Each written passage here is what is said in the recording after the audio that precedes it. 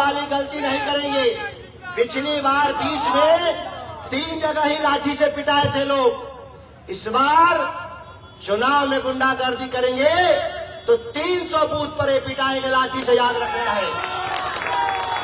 जो समझ रहे हैं कि धमकी देकर के डरा देंगे राष्ट्रीय जनता दल के कार्यकर्ताओं को, मतदाताओं को, ऐसे लोग बहुत भ्रम में और मुगालते में हैं। और कभी कभी कहते भी हैं कि सब गांव देहात में जब वोट मांगने जाते हैं तो क्या कहते हैं, साहब काम तो सब ठीक है करते हैं, थोड़ा गरम मिजाज के। तो गरम मिजाज कब होता है? जब हमारे लोग को धमकी दिया जाएगा और हाथ छोड़ा जाएगा तो जरूर कभी कभी मेरा मिजाज मेरा भी गरम हो जाता है। पनोरमा ग्रुप, जो सोचता है वो करता है। आपके अपने सपनों का आशियाना। नमस्कार, आप देख रहे हैं सिटी पोस्ट लाइव और मैं हूं आपके साथ प्रभाकर पांडे। बिहार में उपचुनाव है, 4 सीटों पर उपचुनाव होने वाला है। इससे पहले राजनीति क्षेत्र में सियासी सरगर्मी चढ़कर बोल रहा है। रामगढ़ में अजीत सिंह के चुनावी प्रचार में उनके भाई सुधाकर सिंह जनसभा को संबोधित कर रहे थे और इसी बीच उन्होंने भाजपा और बीएसपी पर बड़ा बयान दिया था। धमकी भरे लहजे में यह कह दिया था कि 2020 में 3 बूथ पर लाठी डंडे से पिटाई हुई थी। इस बार यदि किसी प्रकार की गड़बड़ी हुई तो 300 बूथों पर लाठी डंडे से पिटाई करेंगे बीएसपी और बीजेपी को। इस तरह के धमकी देते नजर आ रहे थे सुधाकर सिंह। इस पर पक्ष के प्रवक्ता ने क्या कुछ कहा है, बीजेपी के और जदयू के प्रवक्ता ने क्या कुछ कहा है, क्या प्रतिक्रिया दिया है, पहले आप ये सुने। सुधाकर सिंह के बयान को कैसे देखते हैं? राजनीति में छुच्छा लठैत जिसको कहते हैं वही हैं।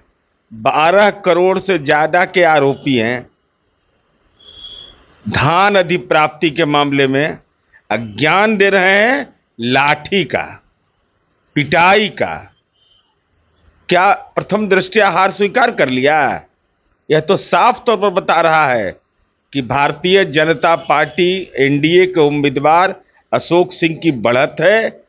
सतीश यादव की उम्मीदवारी ने बेचैन कर डाला। तेजस्वी यादव के प्रचार के बाद भी बीएसपी का उम्मीदवार मजबूती के साथ अपने जनाधार के साथ खड़ा है, तो सुधाकर सिंह जी सुध लेने के लिए बैठा हुआ है चुनाव आयोग। ऐसा इलाज करेगा ना कि जिंदगी भर याद रखिएगा। और चुनाव आयोग पर भरोसा करिए, राजनीति में लंपटई की भाषा से वोट नहीं मिलता। सुधाकर भाई, जब बुरा वक्त आता है तो मती मारी जाती है और आपके साथ भी ऐसा ही हो रहा है। ध्यान रहे सुधाकर भाई, अब ये लालू यादव का गुंडा राज नहीं है। अब भाजपा और नीतीश की सरकार है। कहीं कुछ भी हुआ तो आपके गुंडे जेल तो जाएंगे ही जाएंगे, पर इस बार ईंट का जवाब पत्थर से देंगे हम लोग। आपके गुंडे जेल जाएंगे पर अपने पैरों पे चल के नहीं जाएंगे सुधाकर भाई। अगर रामगढ़ में कहीं भी कुछ हुआ तो उसके जिम्मेदार आप होंगे। जदयू के प्रवक्ता नीरज कुमार ने कहा है कि सुधाकर सिंह 12 करोड़ के नामजद हैं। रुपये का हड़पने का, धान का ही मामला था, उसमें 12 करोड़ का मामला उन पर चल रहा है। आप याद कीजिए, इस तरह के यदि बयान देंगे तो आपको चुनाव आयोग छोड़ने वाला नहीं है।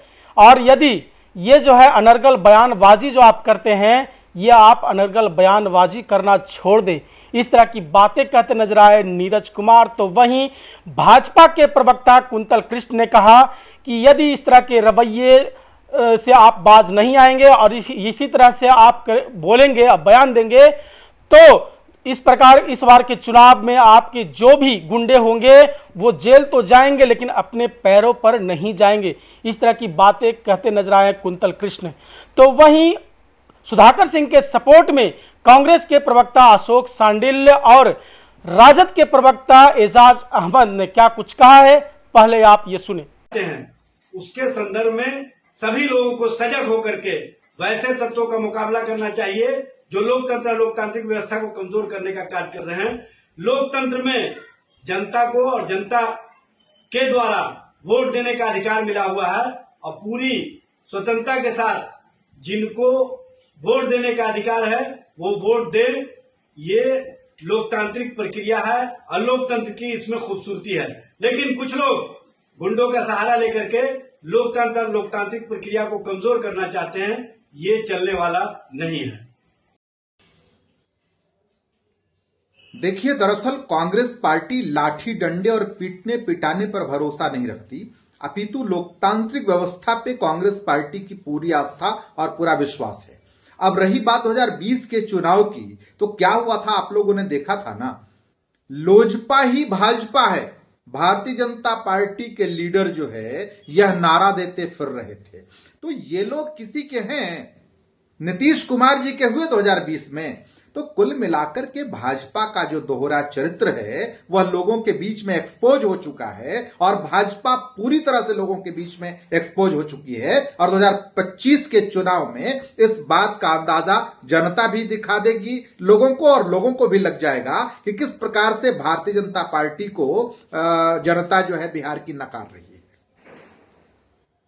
कांग्रेस के प्रवक्ता अशोक सांडिल्य ने कहा है कि बीजेपी का रामगढ़ में जो चरित्र था, दोहरा चरित्र, वो सामने आया है।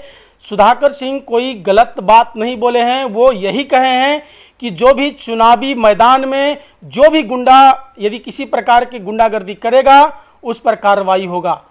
तो वहीं राजद के प्रवक्ता एजाज अहमद ने कहा है कि सुधाकर सिंह ये कह रहे हैं कि मतदान का अधिकार सबको है और यदि मतदान करने से रोका गया तब उस पर कार्रवाई की जाएगी, और कोई बात सुधाकर सिंह का कोई बड़ी बात नहीं था।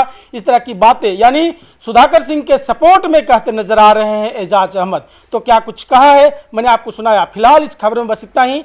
आगे के तमाम खबरों के लिए बने रहे मेरे साथ। वीडियो को लाइक करें, शेयर करें, चैनल को सब्सक्राइब करना ना भूलें।